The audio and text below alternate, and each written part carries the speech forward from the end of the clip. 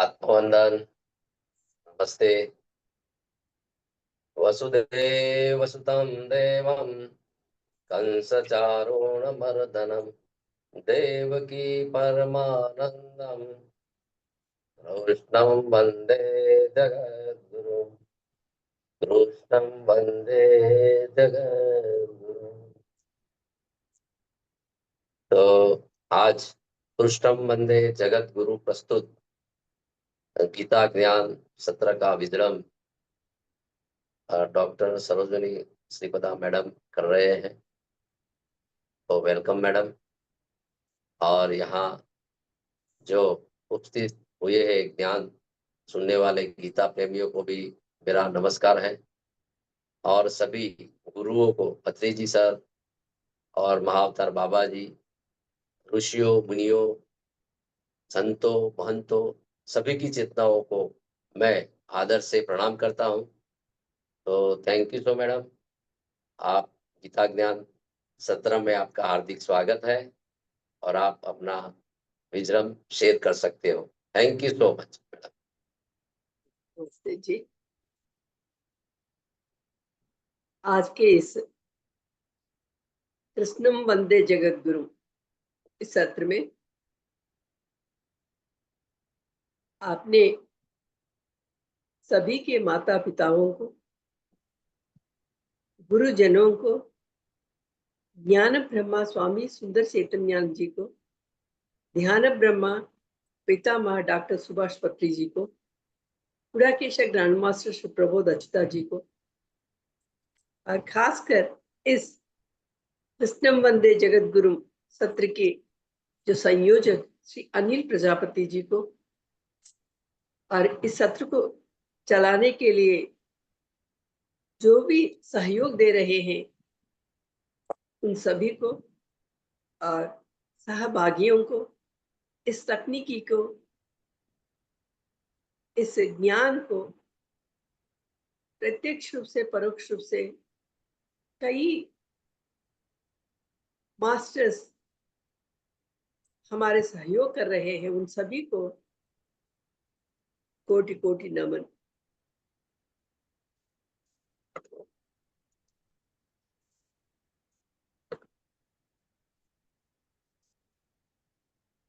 अभी पहले हम ध्यान करने के लिए आगे बढ़ेंगे। सभी लोग अपने हाथों, दोनों हाथों को मिला लीजिए। अगर नीचे बैठना है तो पालती मारकर बैठ जाइए, और कुर्सी में बैठे तो दाएं पैर आगे और बाएं पैर पीछे क्रॉस करके बैठ जाइए, और चश्मा उतार दीजिए। मुस्कुराते हुए धीरे धीरे हम अपने ध्यान सागर में डुबकियां लगाएंगे। मुस्कुराते हुए धीरे धीरे आंखें बंद करते हुए अपने अंदर अपनी सांसों के साथ अपने अंदर झांकने की कोशिश करेंगे। अंदर जाने वाली सांसों को और बाहर आती हुई सांसों को निहारते रहिए। सांसों के साथ जुड़िए।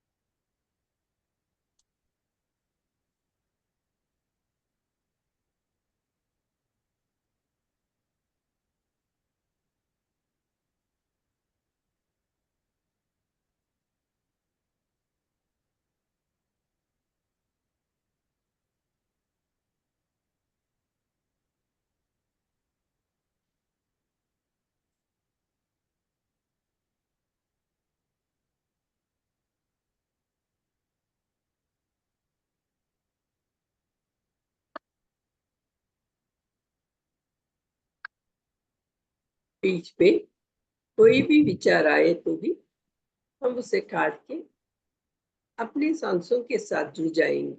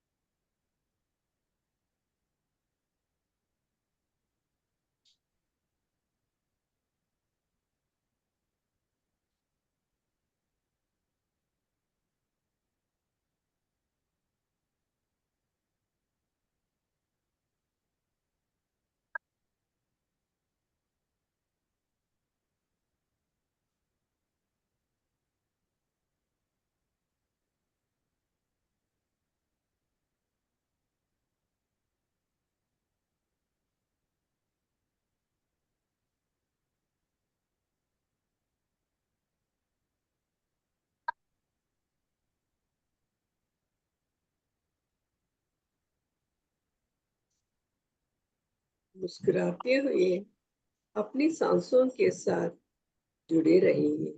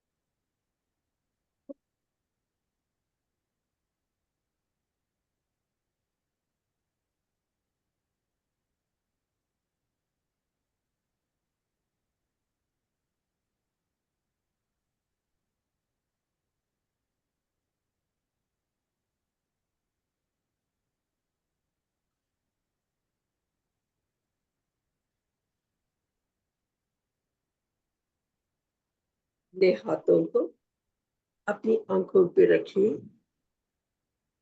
और 5, 4, 3, 2, 1 धीरे धीरे आंखें खोलिए मुस्कुराते हुए।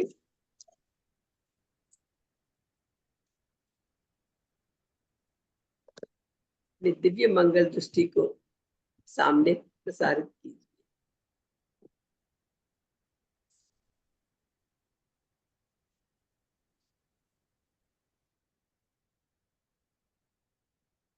सभी को नमन।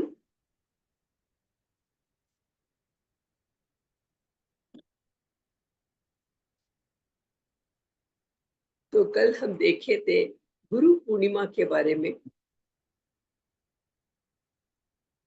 गुरु का कर्तव्य, गुरु का मन, गुरु का प्रेम, इन सभी विषयों के प्रति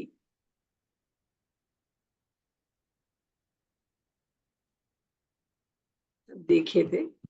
और आज उसी गुरु, सबसे उन्नत गुरु, सबसे बड़ा गुरु किसको माना गया है?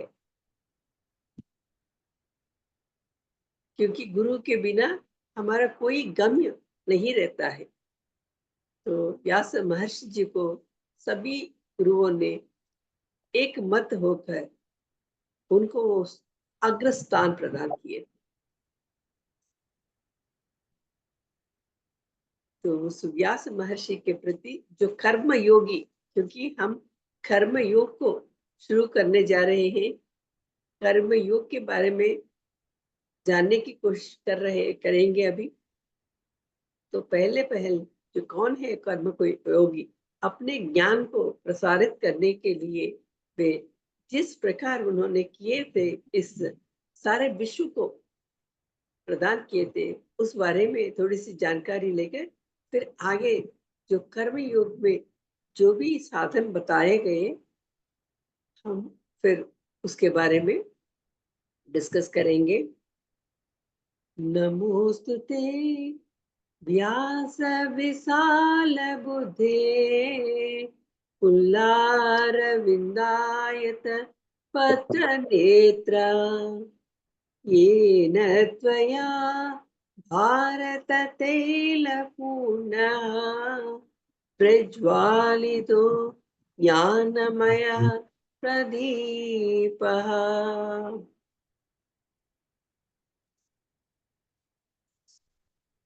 नमोस्तुते व्यास विशाल बुद्धे, क्योंकि उसकी विशाल बुद्धि, जो जिस प्रकार आत्मज्ञान प्राप्त करता है उस प्रकार उनकी बुद्धि विशाल होती जाती है।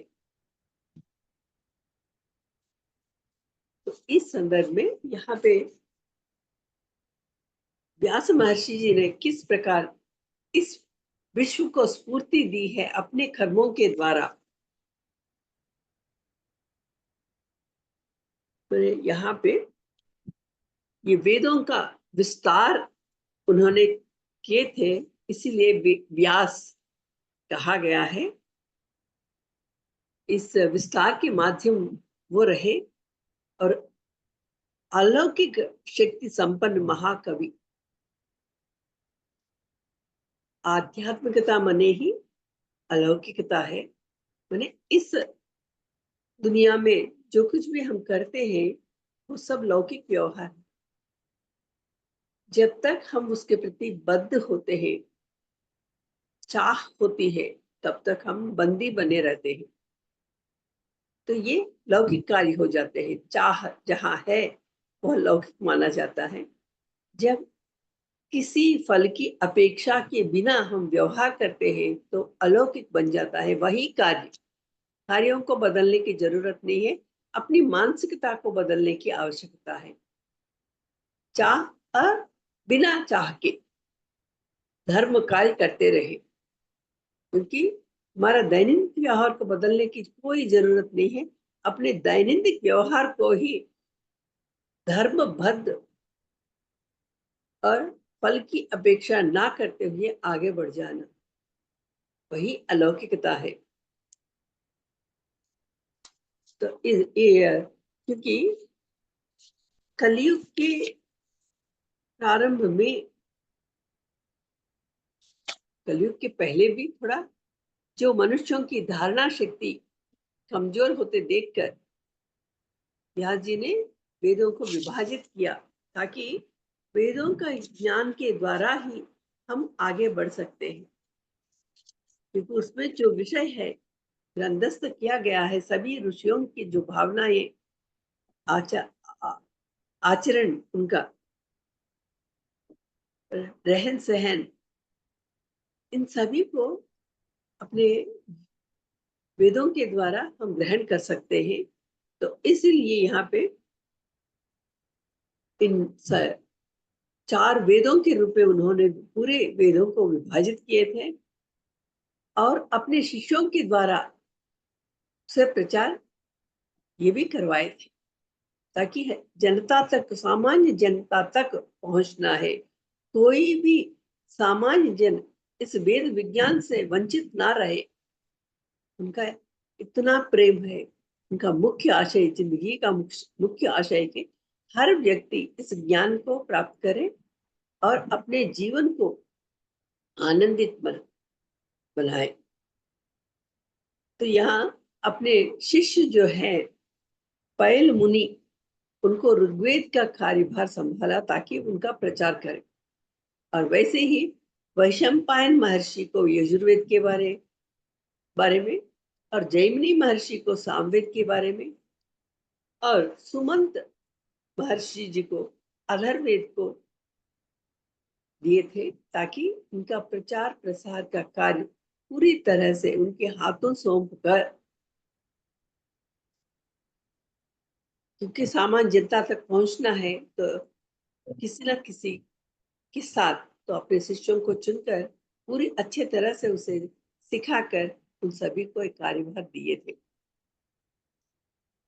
तो हर व्यक्ति इस वेद विज्ञान को, माने ज्ञान को विज्ञान के रूप में बदलना है।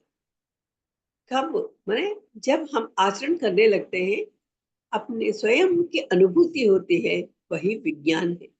तो हर एक व्यक्ति इसको सुने, पहले श्रवण करें और मनन करें, निधिध्यास अपनी जिंदगी में उसे आचरण में लाए, तभी उसकी स्वयं स्वानुभूति होती है। तो इस भागवत की रचना की, उसमें सभी अवतारों के बारे में, माने सामान्य रूप में, अवतारों के रूप में उन्होंने लिखवा कर हम सब तक पहुंचाए वेद ज्ञान। और इसके लिए स्वयं श्री गणेश जी ने इसको लिखितबद्ध किया है, भागवत को। और इसमें फिर भी उनका मन नहीं माना, और भी कुछ लिखना है, और भी लोगों को आगे ले जाना है करके समझकर महाभारत खासकर उस पर ध्यान दिए थे।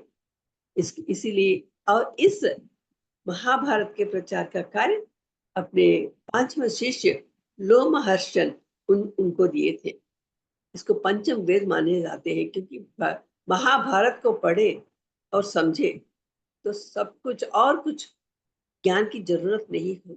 इसमें कई प्रकार के पात्रों और उनकी जिंदगी, उनसे स्फूर्ति, जो उपयुक्त है, अनुपयुक्त है, दोनों विषयों को इसमें चर्चा की गई। और उसकी विशाल बुद्धि के अंतर्गत ये सभी विषय, इसी वेदांत दर्शन के बाद उन्होंने 18 पुराणों को भी लिखितबद्ध किया, ताकि पुरा इति नवीन, हमेशा वो उसमें जो भी कथाओं के रूप में लिखी गई है, वो आज भी उसी प्रकार उपयुक्त है और नवीन जैसा लगता है। क्योंकि कभी बहुत पहले की घटनाएं हैं, कई युगों के पहले की घटनाएं हैं, लेकिन आज भी उसी प्रकार स्फूर्ति दे रहे हैं। आज भी हमारी जिंदगी के लिए बहुत ही आवश्यक है।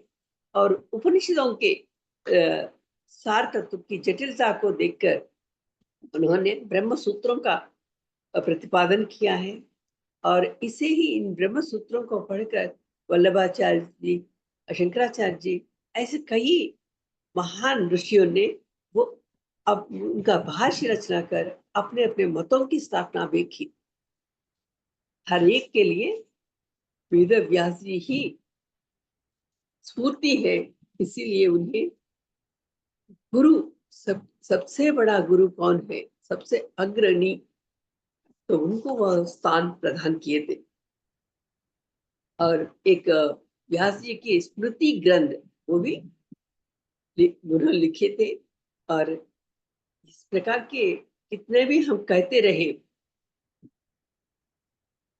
इसीलिए कहा गया है कि व्यासोचिष्टम सर्व जगत, जगत सर्व, पूरे संसार में जो भी वांग्मय है वो तो व्यास के मुख के द्वारा ही शब्द निकले थे। तो इसीलिए उसको इतना बड़ा उन्नत स्थान प्राप्त हुआ।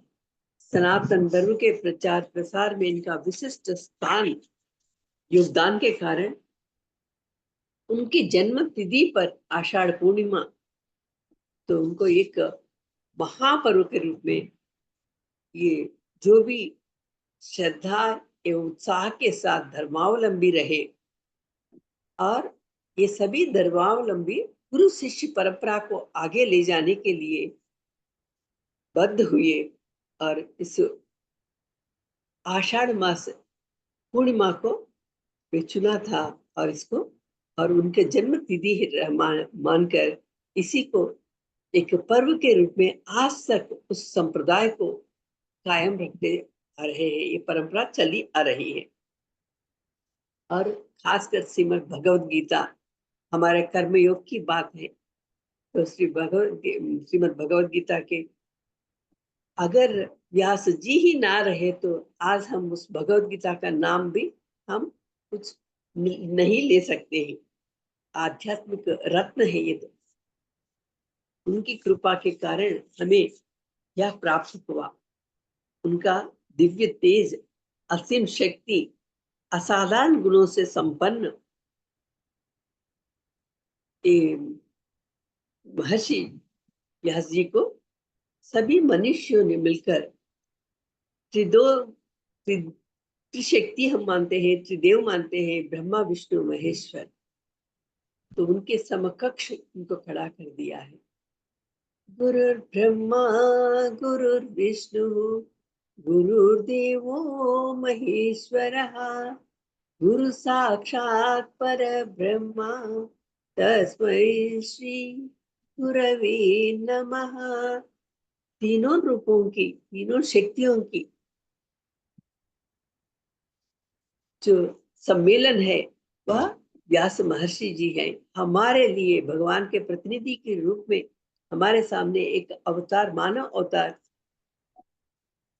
के रूप में हमारे सामने आए और इस प्रकार कई ग्रंथों की रचना करते हुए किस प्रकार एक सामान्य व्यक्ति से समझ सकते हैं, उस प्रकार उन सभी रचनाओं को प्रदान किए थे।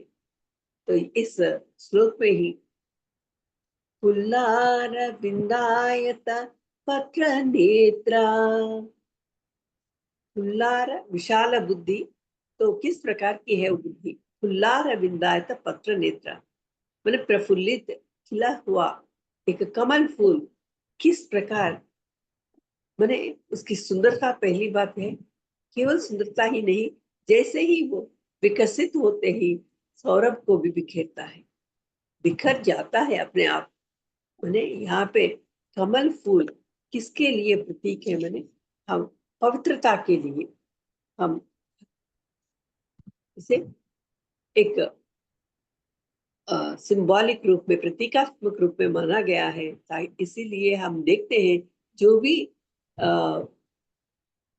भगवान को हम देखते हैं वो कमल फूल में बैठा हुआ, ये तो प्रतीकात्मक रूप है। मैंने कमल को जब हम देखते हैं तो कैसा दिखता है वो कीचड़ में से ऊपर उठकर अपने को एक एक विशेष बना लेता है। उसी कीचड़ में से ऊपर उठता है, खड़ा होता है और उस फूल को खिला हुआ फूल जब हम देखते हैं तो बहुत ही हम प्रफुल्लित हो जाते हैं, हमारा मन आनंद से भर जाता है। देखने मात्र जब वो खिला हुआ फूल रहता है तो उसको देखने मात्र हर एक के मन में एक खुशी प्राप्त होती है, चेहरे पे वो मुस्कान भी दिखाई देता है। फूल को देखकर हम अपने मन से अंदर से प्रयास किए बिना एक आनंद आ जाता है। तो ये है कमल की एक विशेषता, कीचड़ में से ऊपर उठना। माने हमारी जो चारों ओर जो परिस्थितियां होती हैं वो हर एक के अपने अनुकूल नहीं रहते हैं। हर समय हर पल कुछ ना कुछ प्रतिकूल सा दिखाई देती है, फिर भी डटे रहकर हम उन्हीं परिस्थितियों में से ऊपर उठना है, एक संकेत है कमल फूल का। हम समझते हैं केवल कष्ट जो है हमारे ही है, ऐसा ना होकर हर एक के लिए और रूपों में जो कष्ट हम समझते हैं वैसे दिखाई देते हैं। फिर भी यहाँ कमल के साथ हमें यही सीखना है कि उसमें डटे रहकर उससे ऊपर उठना है और अपने को एक अलग स्थान देना पड़ता है, विलक्षणता। हर एक व्यक्ति एक विलक्षण व्यक्ति है। अगर आप जिंदगी को अच्छी तरह से समझे, इसीलिए वेद व्यास जी ने हम सबके लिए अपने अपने अनुसार जो भी विषय है महाभारत में, पुराणों में, भगवत गीता में, ताकि जो व्यक्ति जिस प्रकार चाहे उस प्रकार जी सकते हैं, लेकिन धर्मबद्ध। और यहाँ पे एक और अ, राज भी है, धर्मबद्ध हम अपने रहते हुए अपनी चाहतों को पूरा कर सकते। ये छूट है हमारे लिए, हम किस प्रकार जीना चाहते हैं छूट है, लेकिन इसके प्रतिफल जो है हमें उसको उससे जूझना पड़ता है। तो प्रतिफल को सोचते हुए हम किस प्रकार की जिंदगी को जीना है ये हम तय करें। अगर हम चाहों के बीच में रहते हुए, धर्मबद्ध होते हुए अगर हम अपनी जिंदगी को जीना चाहते हैं तो जरूर स्वर्ग प्राप्त होता है। लेकिन स्वर्ग प्राप्त होने के बाद क्या होता है? क्षीणे पुण्य मर्त्य लोकम विशन्ति। जब पुण्य क्षीण हो जाता है तो हमें फिर से इस भूलोक पे आना पड़ता है।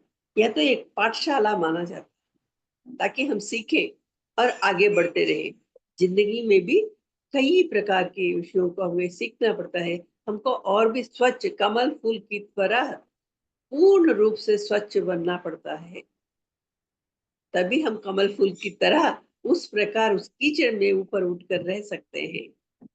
तब हमसे जो कुछ भी निकलता है वो सौरभ, ज्ञान सौरभ हर एक के लिए, मेरी जिंदगी की हर एक के लिए स्फूर्ति प्राप्त होती है। तो ये है एक कमल फूल, और खिला हुआ कमल की तरह जब खिलते हैं, जब फूल खिलता है तो ये नहीं चाहता है कि कौन हमारे सुगंध मुझसे निकला हुआ सुगंध को वे लोग सूंघ रहे हैं, आस्वादित कर रहे हैं, आघ्राणित कर रहे हैं, वो कभी देखता नहीं। निस्वार्थ भावना हर एक के लिए, हर एक व्यक्ति उस खुशबू को ले सकते हैं। मैंने दो रूपों से, एक तो बाह्य रूप से खुशबू को हम सूंघ सकते हैं, आंतरिक सौंदर्य को बढ़ाना है। निस्वार्थ भावना कैसे आती है? आंतरिक सौंदर्य यही है, ताकि हम किसको दे रहे हैं, क्या दे रहे हैं, इसका ये हिसाब किताब नहीं रखना। हर एक के लिए मेरे पास जो ज्ञान है हर एक के लिए वितरित होते रहना, हर एक की जिंदगी आनंद से भर जाना, यही निस्वार्थ भावना। जैसा सूरज हमको हर दिन उसका उदय हुआ जैसा दिखता है, लेकिन वो तो हमेशा वैसे ही अपनी किरणों के साथ उस कांति को और उष्णता को प्रदान करता ही रहता। जो ले जितना ले उतना ले सकते हैं, इसमें कोई रोक टोक नहीं। तो उसी प्रकार व्यास जी ने भी अपने ज्ञान को इस प्रकार वितरित किया है कि कौन क्या ले रहे हैं, कितना ले रहे हैं, इसके मैंने इस बारे में सोचना ही नहीं, हर एक के लिए। जब तक हम इस भगवत गीता को नहीं सीखते हैं तब तक हम उस प्रकार की शक्ति को प्राप्त नहीं कर पाते हैं। लेकिन जिंदगी को जीने की कला जो है भगवत गीता में बताई गई, भले ही वो जटिल लगता है, लेकिन थोड़ा सा प्रयास के साथ हम उसको अपना सकते हैं और अपने जीवन को आनंदित बना सकते हैं। क्योंकि जीने के लिए है हम, ना कि गुट गुट कर मरने के लिए या रोने के लिए। हर दिन हर पल हमको आनंद के साथ जीवन बिताना है। इसी विषय को वेद व्यास जी अपनी रचनाओं के द्वारा हम तक पहुंचाने की कोशिश की। मैंने ये वेद जो है, वेद ज्ञान जो है भारतीय संस्कृति के प्राण, जैसा प्राण के बिना हम जी नहीं रह सकते हैं, वेदों के बिना भी हमारी संस्कृति नहीं है। भारतीय इसमें धर्म, दर्शन, आध्यात्म, आचार विचार, रहन सहन, रीति नीति, ये विज्ञान, कला, किस प्रकार हम इसको माने अपना बना सकते हैं। इन सभी विषयों को माने ये सभी विषय क्या है, अनुप्राणित है। इस साहित्य में हर एक कण बीज के समान है। तो सही मायनों में वेद हमारी सभ्यता के लिए, इसके लिए आधार भूमि है। वेदों के बिना हम जिंदगी जिएंगे ये हो ही नहीं सकता। तो महर्षि व्याद व्यास जी ने इस प्रकार का वेदों को विभाजन कर युगांतकारी कार्य करके इस अतः ज्ञान राशि को लोक हित के लिए उन्होंने संपादित करके हम सब तक पहुंचा दिया है। हम उसके प्रति उसमें से एक बीज को भी लिए तो हमारी जिंदगी धन्य हो जाती है। ये इसीलिए इसको अवतारी महापुरुष जिस दिन उन्होंने अवतरित हुए थे उसी को हम गुरु पूर्णिमा के रूप में हम मनाते हैं और अपनी जिंदगी को सार्थक बनाते हैं।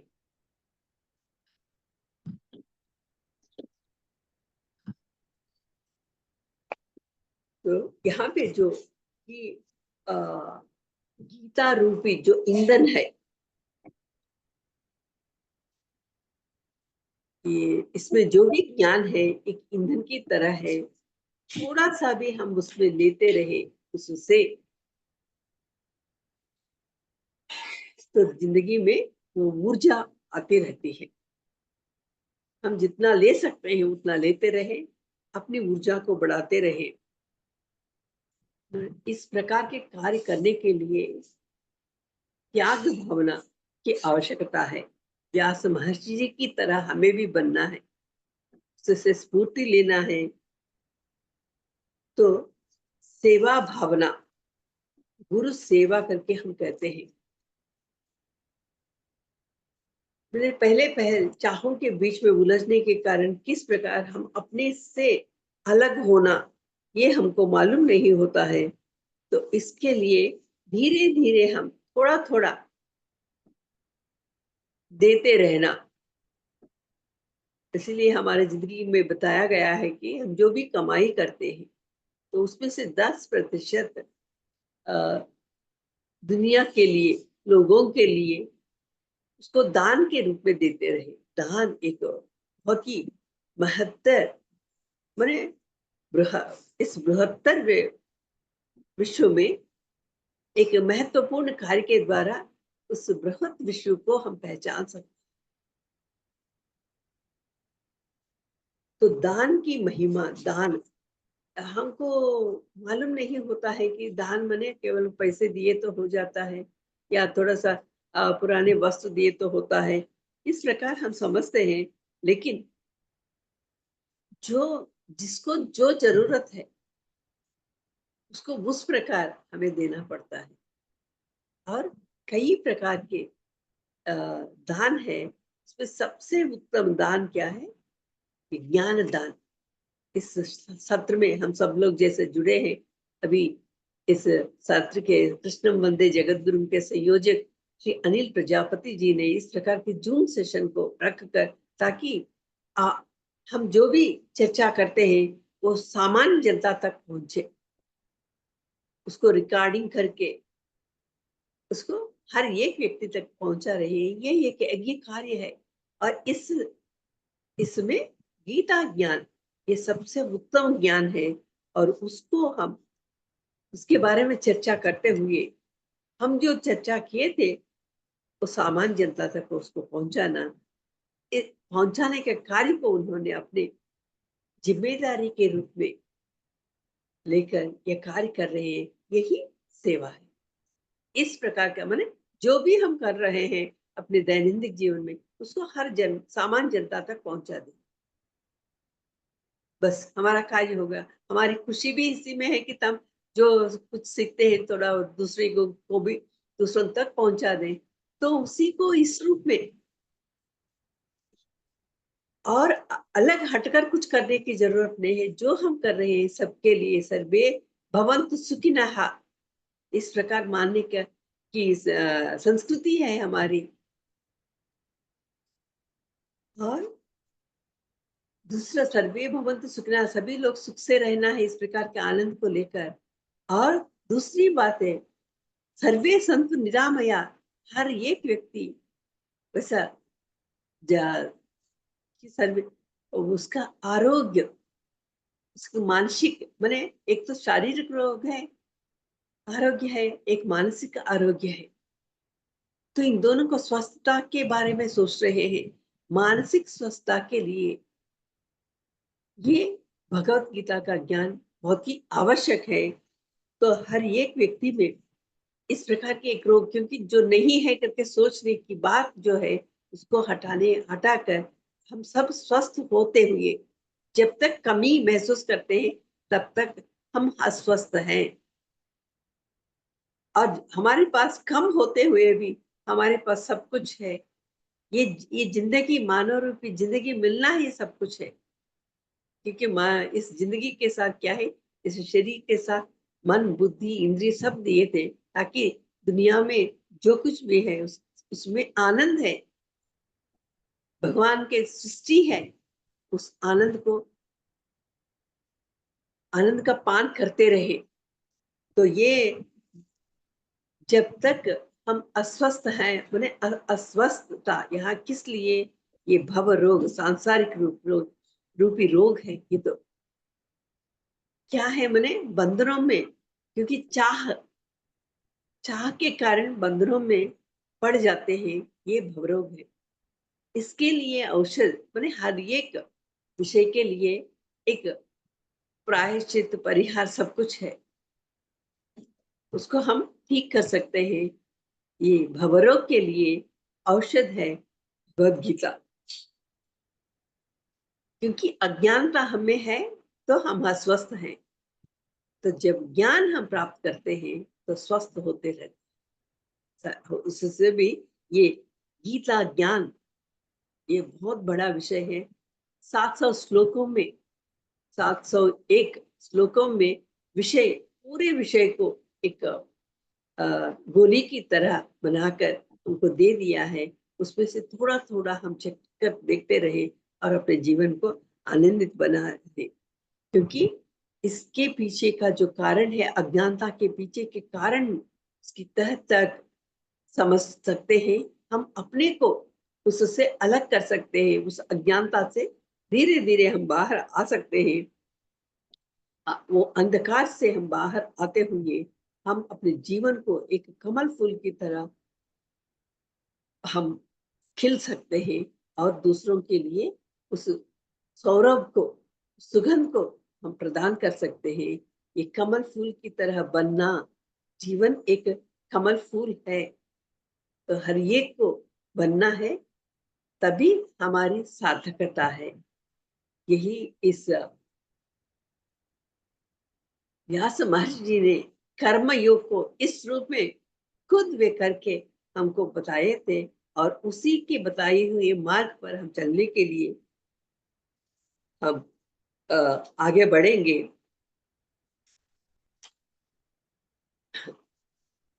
इसके पहले ही बताई थी, हमारे पास धर्म, अर्थ, काम, मोक्ष 4 रूपों में चतुर्विध पुरुषार्थ, माने हर एक व्यक्ति पुरुष के लिए, माने यहाँ पुरुष का अर्थ स्त्री पुरुष दोनों उसी में आ जाते हैं। आत्मा, इसमें स्त्री पुरुष का भेद नहीं है, भेदभाव ना होना, ये पहला विषय है। लेकिन इतनी आसानी से हम भेद किए बिना आगे नहीं बढ़ सकते। उसके लिए हमारी दैनिक जीवन में, हमारे पूजा पाठ में चतुर्विध पुरुषार्थों की प्राप्ति के लिए हम यह कर रहे हैं, कार्य कर रहे हैं करके एक संकल्प करते, उसमें धर्म, अर्थ, काम, मोक्ष, धर्म पहला बताया गया है, उसके बाद में अर्थ और काम, फिर बाद में लास्ट में मोक्ष।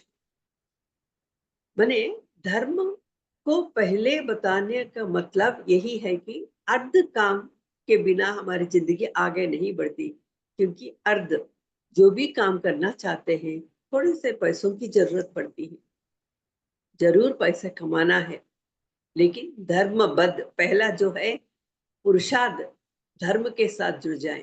फिर दूसरी बात, हमारे एक व्यक्ति के लिए कई प्रकार की आवश्यकताएं होती है, कुछ चाहते भी होती है, जरूर कोई बात नहीं, हो सकते हैं काम उसको कहते हैं, तो उसको किसके साथ जोड़ देना, धर्म के साथ जोड़ देना। अर्थ काम दोनों की आवश्यकता होती है हर व्यक्ति को, इन दोनों को जरूर प्राप्त करने के लिए प्राप्त कर सकते हैं, लेकिन धर्म के साथ जुड़ जाओ। और यहाँ पे धर्म के साथ अपनी कामनाओं की पूर्ति करते हुए, अर्ध प्राप्ति करते हुए धर्म के साथ जुड़कर कामनाओं को पूरी करते रहते हैं, तो उसमें क्या होता है, इसके पहले बताइए, स्वर्ग मिलता है। कामनाएं जब तक हम पूरे करने की कोशिश में लगे रहते हैं, स्वर्ग तक ही पहुंच सकते हैं, लेकिन जब उन्हीं विषय को, उन्हीं कर्मों को हम धर्म माने अपेक्षा के बिना, धर्म से जुड़कर अपेक्षा के बिना वो कार्य करते हैं, मोक्ष प्राप्ति होती है। एक ही विषय में एक सिक्के के दो पहलू, इस तरह सत्य लोक है, दूसरी तरफ स्वर्ग लोक है, लेकिन भगवत गीता हमको यही सत्य के बारे में, जब तक सत्य को जान नहीं पाते हैं, जिंदगी में असली आनंद क्या है हम पहचान नहीं, उसको प्राप्त नहीं कर पाते हैं। हर एक व्यक्ति आनंद स्वरूप है, उसको जानना बहुत जरूरी है। और जब विषय मालूम हो जाता है, आनंद ही आनंद। और अभी व्यास महर्षि जिस प्रकार अपने जीवन में कई प्रकार की रचनाओं करते हुए रचनाओं को प्रदान किया है, और उन्होंने वो बदले में आनंद को प्राप्त किया, तो हमारी जिंदगी में भी ऐसे ही बन पड़ती है। जब हम उनके आशयों के द्वारा हम व्यवहार करेंगे, अपनी जिंदगी में आगे बढ़ेंगे। तो इस प्रकार आज के इस सत्र में अपेक्षा के बिना, यही कर्मयोग है। कर्मयोग माने अपेक्षा के बिना धर्मबद्ध होते हुए हम जिंदगी को आनंदित करना है और दूसरों को स्फूर्ति बनना है, यही कर्मयोग है मुख्य रूप से। फिर बाद कल की क्लास में से हम हर श्लोक के द्वारा किस प्रकार कर्मयोगी बन सकते हैं, एक वेद व्यास महर्षि बनना है हमें। तो कुछ समय तक हम फिर से हम इस जो भी विषय हम सुने थे अभी, उसको आत्मसात करने के लिए अपने मन को थोड़ा निश्चल बनाएंगे। तो फिर से हम थोड़ा सा ध्यान करेंगे 5 मिनट के लिए। सर 5 मिनट के बाद आप सेशन को आगे बढ़ा दीजिए। धीरे धीरे हम सब बैठकर हाथों में हाथों को मिलाते हुए, अपने चश्मे को उतारते हुए, मुस्कुराते हुए, अपनी आंखों को बंद करते हुए, धीरे धीरे अपने अंदर चलती हुई सांसों के प्रति, उन सांसों की आवागमन के प्रति हम ध्यान देंगे, उसको निहारते रहेंगे।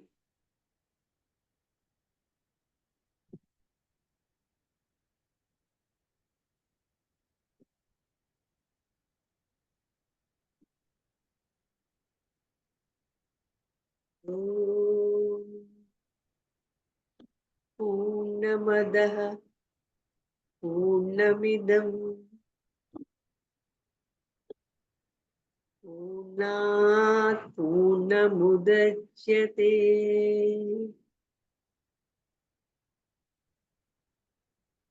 पूर्णस्य पूर्णमादाय पूर्णमेवावशिष्यते।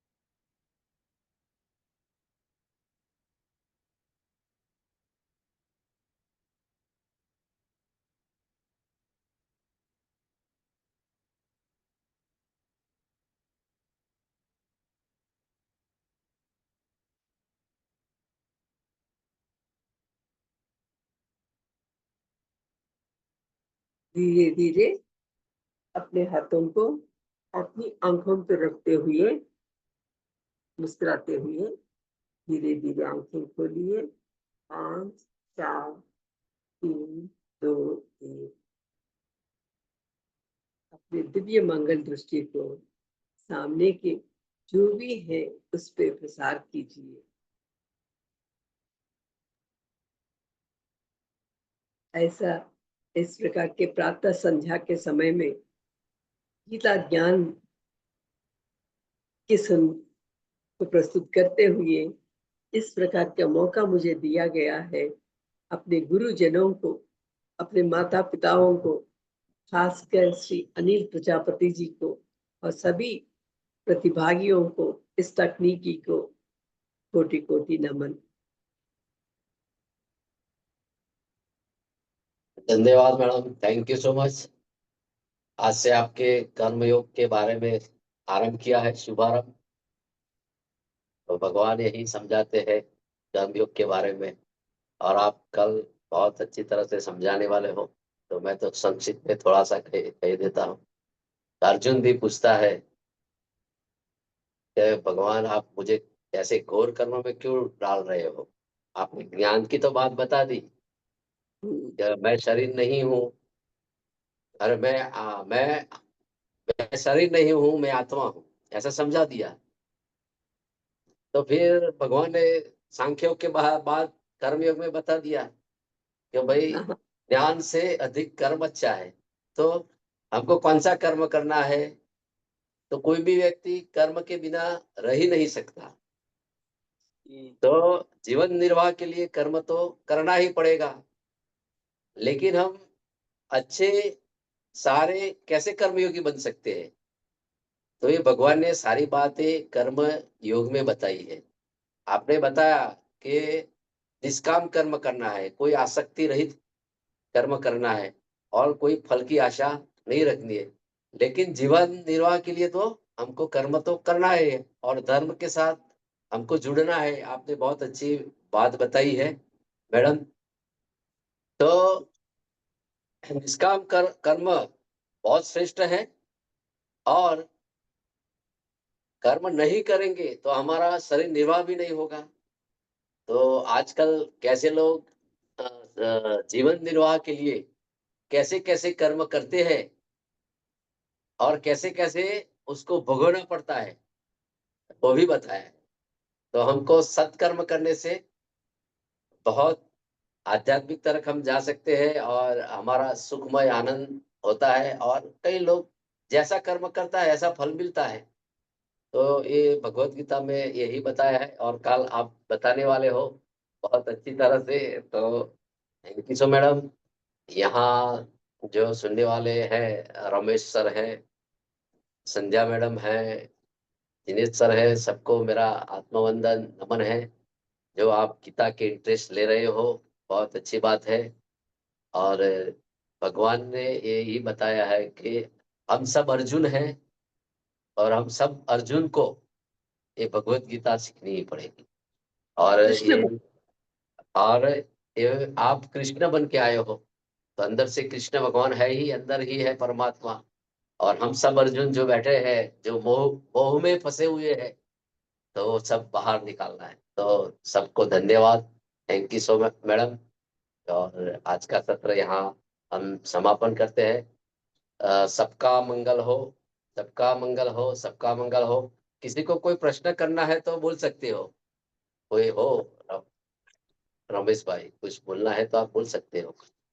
ऐसा है नहीं, आपको कोई क्वेश्चन है मैडम के साथ तो बिल्कुल शेयर कर सकते हो, साझा कर सकते हो। मैम नमस्कार, सर नमस्कार। मैं और सुन रहे हैं मैम आपका। मैम एक कोई रीडिंग मटेरियल कोई स्पेसिफिक अगर बता दें जिसको थोड़ा हम और फर्दर, मैंने उसमें चैट में भी क्वेश्चन डाला है। और अच्छा, and secondly we are really looking forward, बहुत ही मन से और बहुत इंतजार के बाद ऐसा हमको वो मिल रहा है जिसमें बहुत बहुत पढ़। वैसे तो हम देखते हैं अपने गुरु जी का, हमारे गुरु जी हैं, ऐसे 4 वॉल्यूम्स लिखे थे भगवत गीता के बारे में। तो उसी में से लेकर थोड़ा कुछ बताते हैं। वैसा आज का विषय तो थोड़ा जनरल ही हुआ है, थोड़ा इसमें दिया हुआ। कल से हम और भी आगे देखेंगे। अगर हो सके तो हम मैंने हिंदी में ट्रांसलेट करना ही पड़ता है। ये तो तेलुगु में लिखा हुआ ग्रंथ है। साधक संजीवनी, उसको भी आप पढ़ सकते हैं। ठीक है मैम, थैंक यू। से विषय दिया गया है। आप करिए, अनम्यूट करिए मैडम, गीता मैडम, अनम्यूट करिए। यस, या बोलिए। आप सुन सकते हैं मुझे? नमस्ते। नमस्ते, आत्मवंदन। सरोजिनी मैडम, बहुत अच्छी तरह से आपने विवेचन दिया आज। शुरुआत या वेद व्यास जी के बारे में इतना कुछ ज्ञान दिया हमें, बहुत अच्छे से आपने बताया उसने कैसे विभाजन किया चार वेदों को। मुझे वो ऋषि मुनि के बारे में जिनको भी उसने रेस्पॉन्सिबिलिटी दिया चार वेदों को, मुझे ठीक तरह से सुन नहीं पाई। रिकॉर्डिंग मिलेगा ना, मैं लिख सकती हाँ, हूँ? उस पे देख लीजिए, सुन लीजिए। जरूर।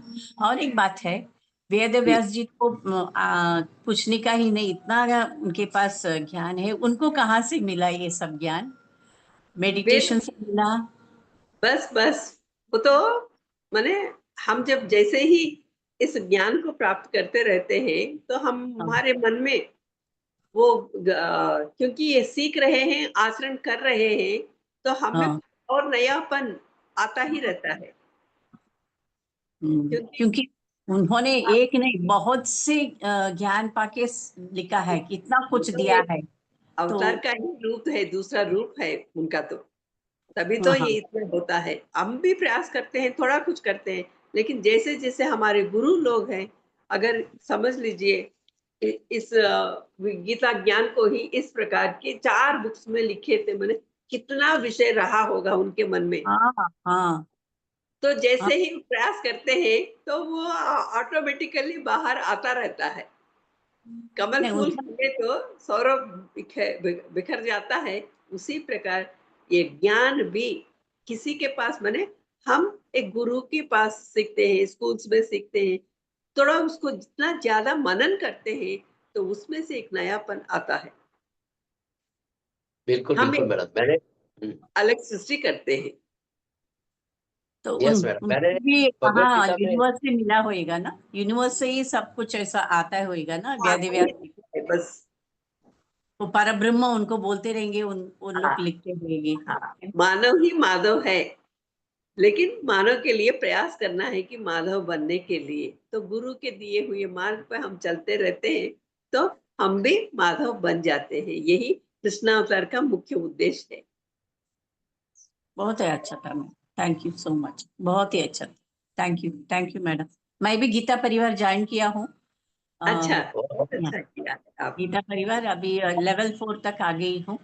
तो अच्छा, जैसे मैंने, हाँ, जैसे हाँ, मैंने आपका ये देखा कल, फ्लायर देखा, तो गीता भगवत गीता के बारे में तो मुझे आकर्षित कर दिया। नहीं, जरूर सुनना चाहिए। और कल से जैसे, हम विषय में चले जाएंगे। आज हाँ, बिना व्यास जी के हम कुछ, उन्हीं का दिया हुआ ज्ञान है। कल गुरु पूर्णिमा हुई, आज उनके हाँ, बारे में थोड़ा सी जानकारी ली। फिर उस ये भगवत गीता ज्ञान क्या है, ये तो थियरी पार्ट है। व्यास जी प्रैक्टिकली दिखाए थे किस प्रकार करना है, तो उसको हम इस श्लोकों के द्वारा देखेंगे, अपनी जिंदगी और, में उतारने की। और हमारे पत्री जी ने भी यही कहा कि जितना ज्ञान आप सबसे प्राप्त कर सकते हैं ले लीजिए। तो बस, जितने लोग से जितना हो सके हम लेना ही चाहिए, ज्ञान लेना चाहिए। तो मुझे जी, अच्छा लगा आपका ये फ्लायर देखे। अनिल हाँ, प्रजापति का ही आप आने वाले हैं आज, कर्मयोग के बारे में बताने वाले हैं। तो मैं तुरंत जुड़ गई, बहुत ही अच्छा था। Thank you Anil Prajapati sir, और कल थैंक यू से मैम। हर श्लोक के बारे में देखेंगे। या या थैंक यू मैडम, तो थैंक यू सो तो मच। मैंने ऐसा सुना है, मैंने थोड़ा पढ़ा है मैडम, आपने जो क्वेश्चन किया ना, माँ व्यास जी ने कैसे ये चालू किया हाँ, महाभारत गीता का। तो इसमें हाँ, क्या है कि जब अर्जुन को भगवान कृष्ण ने जब उपदेश दिया गीता का, तो ये हाँ, योगी में थे, योग स्वरूप में थे, योग में थे। हाँ, और हाँ। जब महाभारत खत्म हुआ, उसका जो हम्म, भगवत गीता का अंत में, हम्म, तो ये सब योग अर्जुन का और कृष्ण का भी युग समापन हुआ।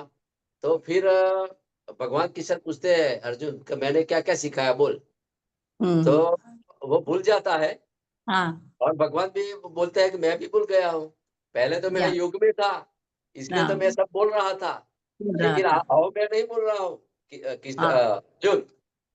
तब भगवान जो वेदव्यास है, उन्होंने हम्म, तब ये लिखने का शुरू किया। हम्म, ऐसा मैंने पढ़ा है मैडम। हाँ। और आगे इतना ही कहना चाहता हूँ। थैंक यू सो मैडम, आपने थैंक यू, बहुत थैंक अच्छा अ, ज्ञान के थैंक यू। बारे में कहा। Thank you so much. मैं जरूर तो सत्या सुनूंगी। मैडम कुछ कहना है? थैंक जी यू। सर, अच्छा मैम ने बताया। मैंने गीता के बारे में पहले मतलब कई बार सोचा पढ़ने के बारे में, बट मैं पढ़ नहीं पाई उसे।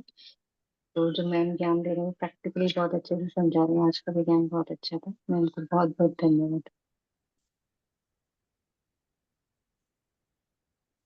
तो थैंक यू मैडम। सबका मंगल हो, सबका मंगल हो, सबका मंगल हो। तो यहाँ ये सेशन हम समापन करते हैं। Thank you so much.